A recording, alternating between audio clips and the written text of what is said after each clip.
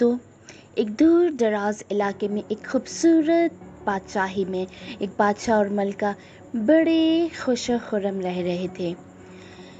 بہت سالوں کی دعائیں کے بعد آخر کار اللہ نے انہیں ایک بیٹی عطا کی، کیونکہ بہت سالوں سے ان کی کوئی اولاد نہیں تھی، جس کا نام انہوں نے عرشی رکھا۔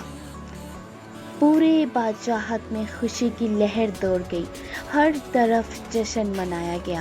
بادشاہ نے فیصلہ کیا کہ شہزادی کے پیدائش پر عظیم دعوت رکھی جائے، جہاں سلطنت کی تمام پریوں کو بلایا گیا۔ وہ شہزادی کو دعائیں دے سب آئی، مگر ایک پری کو بلا دیا گیا۔ وہ ناراض ہوئی اور بغیر دعوت کے پہنچ کر شہزادی سے بولی، اپنی 16ویں سال کو پہنچ کر اپنی انگلی کو سوت کاٹنے کی سوئی سے چبوا بیٹھے گی اور مر جائے گی۔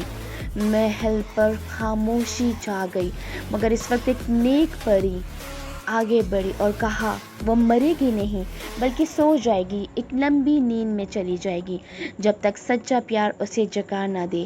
بادشاہ نے فوراً حکم دیا کہ سلطنت میں سوت کاٹنے والی ہر سوئی کو جلا دیا جائے، مگر تقدیر اپنا راستہ بنا لیتی ہے۔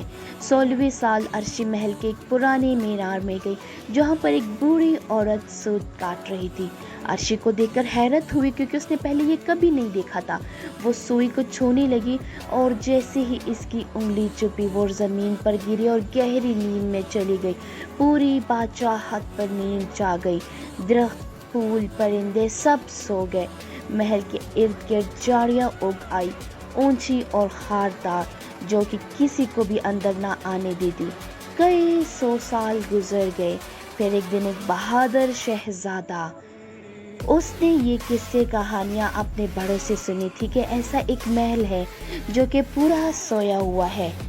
شہزادے نے سوچا کہ وہ ضرور اس محل میں جائے گا اور اس سوئی ہوئی شہزادی کو دیکھے گا۔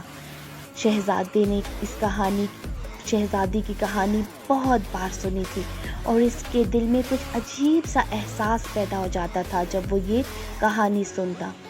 آخر کار ایک دن وہ خطرہ مول لے کر ان جھاڑیوں کے درمیان سے گزرا۔